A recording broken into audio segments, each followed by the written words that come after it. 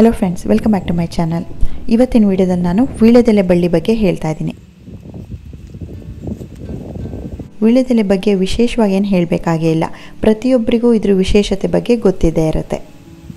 ಮನೆಯಲ್ಲಿ ನಡೆಯೋ ಪೂಜೆಯಿಂದ ಹಿಡಿದು ಪ್ರತಿಯೊಂದು ಶುಭ ಕಾರ್ಯಗಳಿಗೂ ಇದು ಬೇಕೇ ಬೇಕು. ಮನೆಯಲ್ಲಿ ವೀಳ್ಯದೆಲೆ ಬಳ್ಳಿನ ಬೆಳೆಯೋದ್ರಿಂದ ಶುಭ ಅಂತ ಹೇಳ್ತಾರೆ. ಪಾಸಿಟಿವ್ ಎನರ್ಜಿನ ಅಟ್ರ್ಯಾಕ್ಟ್ ಮಾಡುತ್ತೆ. ಹಾಗೆ ಇದ್ರ ಪಕ್ಕ ಇರೋ ಗಿಡಗಳಿಗೆಲ್ಲ ಹುಳುಗಳು ಅಟ್ಯಾಕ್ ಮಾಡೋದನ್ನ ಕಡಿಮೆ ಮಾಡುತ್ತೆ. ವೀಳ್ಯದೆಲೆ ಬಳ್ಳಿನ ಹೊಸದಾಗಿ ಕಟ್ಟಿಂಗಿಂದ ಬೆಳಿಬೇಕು ಅನ್ನೋರು ಇವಾಗ ಸೆಪ್ಟೆಂಬರ್ನಲ್ಲಿ ನೀವು ಸ್ಟಾರ್ಟ್ ಮಾಡಿದರೆ ಹೆಚ್ಚಾಗಿ ಸಕ್ಸಸ್ ಆಗೇ ಆಗುತ್ತೆ. ಇದು ತುಂಬ ಸೂಕ್ಷ್ಮವಾದ ಬಳ್ಳಿ. ತುಂಬ ಹೀಟ್ ಆದರೂ ಬದುಕಲ್ಲ, ತುಂಬ ಕೋಲ್ಡ್ ಆದರೂ ಬದುಕಲ್ಲ.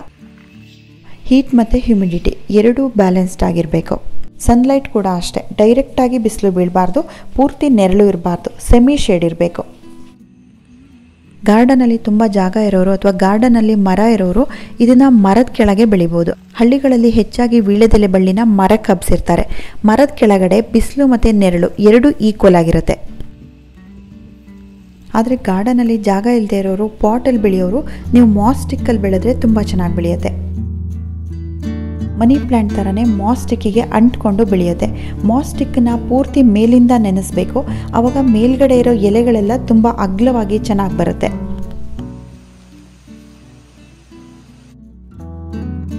ಈ ವೀಳ್ಯದೆಲೆ ಬಳ್ಳಿಗೆ ಮಣ್ಣು ಯಾವಾಗಲೂ ಮಾಯ್ಸ್ಟ್ ಇರಬೇಕು.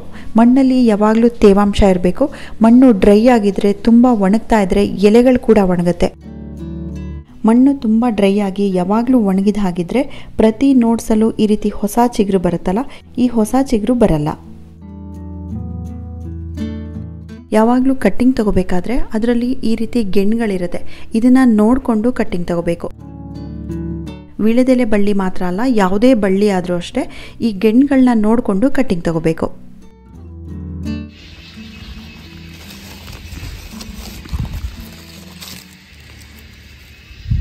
ಗೆಣ್ಣುಗಳು ನೋಟ್ಸ್ ಅಂತ ಏನು ಹೇಳ್ತೀವಿ, ಇಲ್ಲಿಂದನೇ ಹೊಸ ಎಲೆಗಳು ಹುಟ್ಕೊಳ್ಳೋದು. ನಾವು ಕಟ್ಟಿಂಗ್ ತಗೊಂಡಾಗ ಇಲ್ಲಿಂದನೇ ಹೊಸ ರೂಟ್ಸ್ ಕೂಡ ಹೊರಡೋದು. ಸೆಪ್ಟೆಂಬರ್ ತಿಂಗಳಲ್ಲಿ ತಗೊಳ್ಳೋವಂಥ ಕಟ್ಟಿಂಗಲ್ಲಿ ಒಂದೆಲೆ ಒಂದು ನೋಟ್ಸ್ ಇದ್ರೂ ಬೇರೆ ಕೊಡುತ್ತೆ. ಕಟ್ಟಿಂಗ್ ತಗೋಬೇಕಾದ್ರೆ ಯಾವಾಗಲೂ ಚೆನ್ನಾಗಿರೋ ಕಟ್ಟಿಂಗೇ ತಗೋಬೇಕು.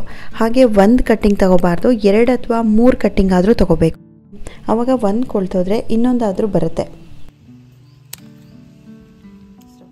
ನಾನು ಯಾವಾಗಲೂ ಯಾವುದೇ ಕಟ್ಟಿಂಗ್ ಹಾಕಬೇಕಾದ್ರೂ 3 ಕಟ್ಟಿಂಗ್ ಅಂತೂ ತಗೊಳ್ತೀನಿ. ನಾನಿಲ್ಲಿ ತಗೊಳ್ತಾ ಇರೋ ಕಟ್ಟಿಂಗಲ್ಲಿ 4 ರಿಂದ 5 ನೋಟ್ಸ್ ಇದೆ. ನಾವು ಮಣ್ಣಲ್ಲಿ ಬೆಳಿಬೇಕಾದ್ರೆ ಅಥವಾ ನೀರಲ್ಲಿ ಹಾಕಬೇಕಾದ್ರೆ ಮಣ್ಣಿಂದ ಅಥವಾ ನೀರಿಂದ ಕೆಳಗಡೆಗೆ 1 ಅಥವಾ 2 ನೋಟ್ಸ್ ಆದರೂ ಹೋಗೋ ಆಗಿರಬೇಕು.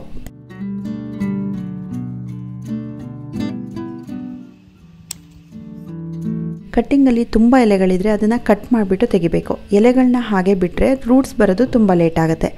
ಮೇಲ್ಗಡೆ 1 ಎಲೆ ಮಾತ್ರ ಬಿಟ್ಬಿಟ್ಟು ಎಕ್ಸ್ಟ್ರಾ ಎಲೆಗಳನ್ನೆಲ್ಲ ಕಟ್ ಮಾಡಿಬಿಟ್ಟು ತೆಗಿಬೇಕು. ವೀಳ್ಯದೆಲೆ ಕಟ್ಟಿಂಗ್ಗಳನ್ನ ನೀರಲ್ಲೂ ಬೆಳಿಬೋದು, ಡೈರೆಕ್ಟಾಗಿ ಮಣ್ಣಿಗೂ ಹಾಕ್ಬೋದು. ಆದರೆ ನೀರಲ್ಲಿ ಬೆಳೆಯೋದು ಸ್ವಲ್ಪ ಈಸಿ. ನೀರನ್ನು ಟ್ಯಾಪ್ ವಾಟರ್ ತೊಗೋಬಾರ್ದು. ನಾವು ಕುಡಿಯೋ ಅಂಥ ಶುದ್ಧವಾಗಿರೋ ನೀರನ್ನೇ ತೊಗೋಬೇಕು.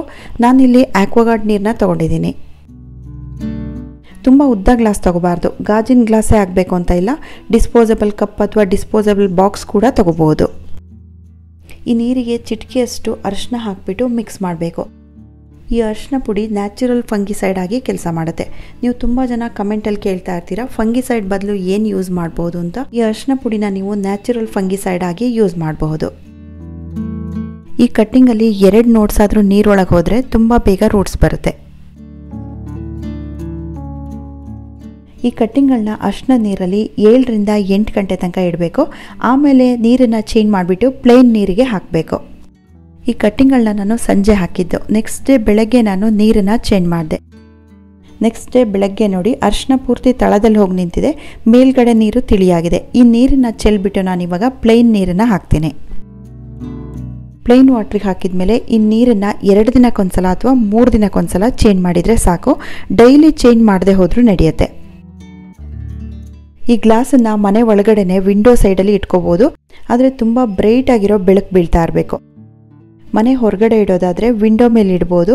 ಡೈರೆಕ್ಟಾಗಿ ಬಿಸಿಲು ಬೀಳಬಾರ್ದು. ತುಂಬ ಬ್ರೈಟ್ ಆಗಿರೋ ಬೆಳಕಿರಬೇಕಷ್ಟೆ. 2 ವಾರದೊಳಗೆ ಇದರಲ್ಲಿ ರೂಟ್ಸ್ ಬಂದೇ ಬರುತ್ತೆ. ಒಂದೊಂದು ಸಲ ತುಂಬ ಕೋಲ್ಡ್ ಇದ್ದಾಗ 1 ವಾರ ಲೇಟ್ ಆಗಬಹುದು. ಈ ರೂಟ್ಸ್ ಬಂದಿರೋ ಕಟ್ಟಿಂಗ್ಗಳನ್ನ ಮಣ್ಣಿಗೆ ಚೇಂಜ್ ಮಾಡಬೇಕು. ಫಸ್ಟೇ ದೊಡ್ಡ ಪಾಟಿಗೆ ಹಾಕಬಾರ್ದು, ತುಂಬ ಚಿಕ್ಕ ಪಾಟಲ್ಲಿ ಕಪ್ ಸೈಜಿನ ಪಾಟಿಗೆ ಹಾಕೋಬೇಕು. ಇದಕ್ಕೆ ಪಾಟ್ ಮಿಕ್ಸಿಂಗ್ ಯಾವ ರೀತಿ ತಗೋಬೇಕು ಅಂದರೆ, ಮಣ್ಣು ಸ್ವಲ್ಪ ಸಾಫ್ಟ್ ಆಗಿರಬೇಕು, ನೀರು ಸರಾಗವಾಗಿ ಹೋಗೋ ಹಾಗಿರಬೇಕು, ಯಾವಾಗಲೂ ಮಣ್ಣಲ್ಲಿ ಮಾಯ್ಸ್ಟ್ ಇರೋ ಥರ ಇರಬೇಕು. ಹಾಗಾಗಿ ಕೋಕೋಪಿಟ್, ಮಣ್ಣು ಮತ್ತು ಕಾಂಪೋಸ್ಟ್ ಇದು ಮೂರನ್ನು ಈಕ್ವಲ್ ಆಗಿ ತಗೋಬೇಕು. ಮಣ್ಣು ಗಟ್ಟಿಯಾಗದೇ ಇರೋದಕ್ಕೆ, ಯಾವಾಗಲೂ ಸಾಫ್ಟಾಗಿ ಲೈಟ್ ವೆಯ್ಟ್ ಆಗಿರೋದಕ್ಕೆ ಈ ಭತ್ತದ ಹೊಟ್ಟನ್ನು ಕೂಡ ನೀವು ಸೇರಿಸ್ಕೋಬಹುದು. ಬಳ್ಳಿ ಸ್ವಲ್ಪ ಉದ್ದ ಬೆಳೆದ್ಮೇಲೆ ಆ ಚಿಕ್ಕ ಪಾಟಿಂದ ದೊಡ್ಡ ಪಾಟಿಗೆ ಚೇಂಜ್ ಮಾಡಬೇಕು. ಆದಷ್ಟು ಮಣ್ಣಿನ ಪಾಟ್ ತೊಗೊಂಡ್ರೆ ಒಳ್ಳೆಯದು. ವೀಳ್ಯದೆಲೆ ಬಳ್ಳಿಗೆ ತುಂಬ ಹೀಟ್ ಆದರೆ ಟಾಲರೇಟ್ ಮಾಡಲ್ಲ, ಹಾಗಾಗಿ ಮಣ್ಣಿನ ಪಾಟ್ ತೊಗೊಂಡ್ರೆ ಒಳ್ಳೆಯದು. 10ರಿಂದ 12 ಇಂಚಿನ ಪಾಟ್ ಬೇಕಾಗುತ್ತೆ. ಪಾಟಲ್ಲಿ ಬೆಳೆಯೋದಾದರೆ ಈ ರೀತಿ ಮಾಸ್ಟಿಕ್ ಹಾಕಿದರೆ ತುಂಬ ಚೆನ್ನಾಗಿ ಅಂಟ್ಕೊಂಡು ಬೆಳೆಯುತ್ತೆ. ನೀರು ಹಾಕುವಾಗಲೆಲ್ಲ ಆ ಮಾಸ್ಟಿಕ್ನ ಪೂರ್ತಿ ನೆನೆಸ್ಬಿಟ್ಟು ನೀರು ಹಾಕಬೇಕು. ಆವಾಗ ಎಲೆಗಳು ತುಂಬ ಅಗಲವಾಗಿ ಚೆನ್ನಾಗಿ ಬೆಳೆಯುತ್ತೆ. ಇನ್ನು ಫರ್ಟಿಲೈಸರ್ ಬಗ್ಗೆ ಹೇಳೋದಾದರೆ, ಇದು ತುಂಬ ಸೆನ್ಸಿಟಿವ್ ಪ್ಲ್ಯಾಂಟ್ ಆಗಿರೋದ್ರಿಂದ ಆರ್ಗ್ಯಾನಿಕ್ ಆಗಿರೋ ಫರ್ಟಿಲೈಸರೇ ಹಾಕಬೇಕು. 2 ತಿಂಗಳು ಅಥವಾ 3 ತಿಂಗಳಿಗೊಂದ್ಸಲ ಸ್ವಲ್ಪ ವರ್ಮಿ ಕಾಂಪೋಸ್ಟ್ ಕೊಟ್ಟರೆ ಸಾಕು. ವರ್ಷಕ್ಕೆ 4 ಸಲ ಮಾತ್ರ ಗೊಬ್ಬರ ಹಾಕಿದರೆ ಸಾಕು. ಇದಕ್ಕೆ ಮಣ್ಣು ಅಸಿಡಿಕ್ ಆಗಿದ್ರೆ ಎಲೆಗಳು ತುಂಬ ಚೆನ್ನಾಗಿ ಬಿಡುತ್ತೆ. ಅಸಿಡಿಕ್ ಆಗೋಕ್ಕೆ ಏನು ಮಾಡ್ಬೋದು ಅಂದರೆ, ಟೀ ಮಾಡಿದಾಗ ಉಳಿದಿರೋ ಪೌಡರ್ನ ವಾರಕ್ಕೆ ಒಂದ್ಸಲ ಈ ವೀಳ್ಯದೆಲೆ ಬಳ್ಳಿ ಬುಡಕ್ಕೆ ಹಾಕಿದರೆ ಎಲೆಗಳು ತುಂಬ ಚೆನ್ನಾಗಿ ಬೆಳೆಯುತ್ತೆ. ಹಾಗೆ ಬಾಳೆಹಣ್ಣಿನ ಸಿಪ್ಪೆನ ನೀರಲ್ಲಿ ನೆನೆಸ್ಬಿಟ್ಟು ನೆಕ್ಸ್ಟ್ ಡೇ ಆ ನೀರನ್ನು ಮಾತ್ರ ಇದ್ರ ಬುಡಕ್ಕೆ ಹಾಕಿದರೆ ಎಲೆಗಳು ತುಂಬ ಚೆನ್ನಾಗಿ ಬೆಳೆಯುತ್ತೆ. ಈ ಬಾಳೆಹಣ್ಣಿನ ಸಿಪ್ಪೆ ನೀರನ್ನು ತಿಂಗಳಲ್ಲಿ 1 ಸಲ ಕೊಟ್ಟರೆ ಸಾಕು. ಇನ್ನು ಈ ವೀಳ್ಯದೆಲೆ ಬಳ್ಳಿಗೆ ಹುಳುಗಳು ಅಟ್ಯಾಕ್ ಮಾಡೋದು ತುಂಬ ಕಡಿಮೆ. ರೋಗದ ಬಗ್ಗೆ ಹೇಳೋದಾದರೆ, ಎಲೆಗಳ ಮೇಲೆಲ್ಲ ಕಪ್ಪು ಚುಕ್ಕಿಗಳು ಬರುತ್ತೆ, ಬ್ಲ್ಯಾಕ್ ಡಾಟ್ಸ್ ಇರುತ್ತಲ್ಲ, ಆ ರೀತಿ ಆಗುತ್ತೆ. ತುಂಬ ಆ ರೀತಿ ಆಗಿದ್ರೆ, ಬಳ್ಳಿಯಲ್ಲಿ ಜಾಸ್ತಿ ಇದ್ದರೆ ನೀವು ಅದನ್ನು ಪೂರ್ತಿ ಕಟ್ಟಿಂಗ್ ಮಾಡಿಬಿಟ್ಟು ತೆಗೀರಿ. ಈ ವೀಳ್ಯದೆಲೆ ಬಳ್ಳಿನ ನಾವೆಷ್ಟು ಕಟ್ ಮಾಡಿಬಿಟ್ಟು ತೆಗಿತೀವಿ ಅಷ್ಟು ಹೊಸ ಚಿಗುರು ಬರ್ತಾ ಇರುತ್ತೆ. ಈ ಕಪ್ಪು ಚುಕ್ಕಿಗಳು ಇನ್ನೂ ಸ್ಟಾರ್ಟ್ ಆಗ್ತಾ ಇದ್ದರೆ 1 ಸ್ಪೂನ್ ಬೇವಿನ ಎಣ್ಣೆಗೆ 1 ಲೀಟ್ರ್ ನೀರಲ್ಲಿ ಮಿಕ್ಸ್ ಮಾಡಿಬಿಟ್ಟು ಸ್ಪ್ರೇ ಮಾಡ್ಬೋದು. ಬಳ್ಳಿ ಒಣಗ್ತಾ ಬರ್ತಾ ಇದ್ರೆ ಅಥವಾ ಹಾಳಾಗ್ತಾ ಇದ್ರೆ ನೀವು ಟೆನ್ಷನ್ ಮಾಡ್ಕೋಬೇಡಿ. ಅದರಿಂದ ಒಂದಷ್ಟು ಕಟ್ಟಿಂಗ್ಗಳನ್ನ ತಗೊಂಡು ಇನ್ನೊಂದಷ್ಟು ಗಿಡಗಳನ್ನ ಮಾಡ್ಕೊಳ್ಳಿ. ವೀಳ್ಯದೆಲೆ ಬಳ್ಳಿಯಲ್ಲಿ ನೀವೆಷ್ಟೇ ಚಿಕ್ಕ ಕಟ್ಟಿಂಗ್ ಹಾಕಿದ್ರೂ ಬರುತ್ತೆ. ಸಾಮಾನ್ಯವಾಗಿ ವೀಳ್ಯದೆಲೆ ಬಳ್ಳಿ ಯಾರ್ಯಾರ ಮನೇಲಿದೆ ಅವರೆಲ್ಲರೂ ಇದನ್ನ ಗಮನಿಸಿರ್ತೀರಾ ಅನ್ಸುತ್ತೆ. ಕೆಳಗಡೆ ಎಲೆಗಳೆಲ್ಲ ತುಂಬ ಚಿಕ್ಕದಾಗಿರುತ್ತೆ, ಮೇಲ್ಗಡೆ ಹೋದಾಗೆ ಎಲೆಗಳು ತುಂಬ ಅಗಲವಾಗಿ ತಿಕ್ಕಾಗಿ ಬಂದಿರುತ್ತೆ. ಕೆಳಗಡೆ ಬಳ್ಳಿ ಯಾವುದೇ ಶೇಪ್ ಇಲ್ದೇ ಕಡ್ಡಿ ರೀತಿ ಇರುತ್ತೆ. ಈ ರೀತಿ ಕಡ್ಡಿ ರೀತಿ ಆಗದೆ ಇರೋದಕ್ಕೆ ನಾವು ಟೈಮಿಗೆ ಪ್ರೂನಿಂಗ್ ಮಾಡ್ತಾ ಇರಬೇಕು. ಈ ವೀಳ್ಯದೆಲೆ ಬಳ್ಳಿನ ನಾವೆಷ್ಟು ಪ್ರೂನಿಂಗ್ ಮಾಡ್ತೀವಿ ಅಷ್ಟು ಹೊಸ ಎಲೆಗಳು ಬರುತ್ತೆ, ಹೊಸ ಚಿಗುರು ಬರ್ತಾ ಇರುತ್ತೆ.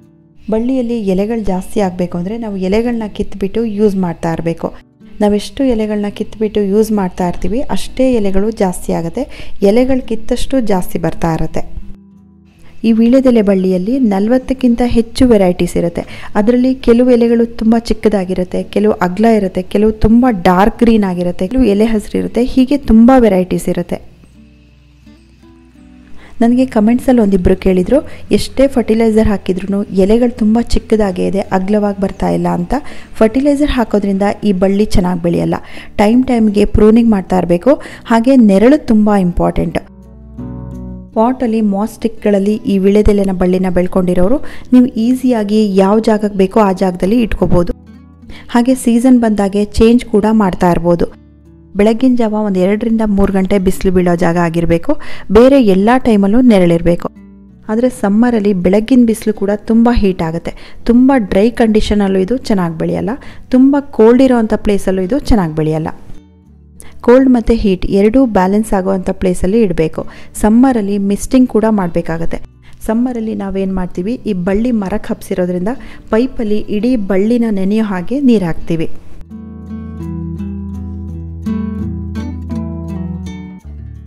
ಸೊ ಫ್ರೆಂಡ್ಸ್, ಈ ವೀಳ್ಯದೆಲೆ ಬಳ್ಳಿ ವಿಡಿಯೋ ನಿಮ್ಗೆಲ್ರಿಗೂ ಇಷ್ಟ ಆಯಿತು ಅಂತ ಅಂದ್ಕೊಳ್ತೀನಿ. Thank you for watching.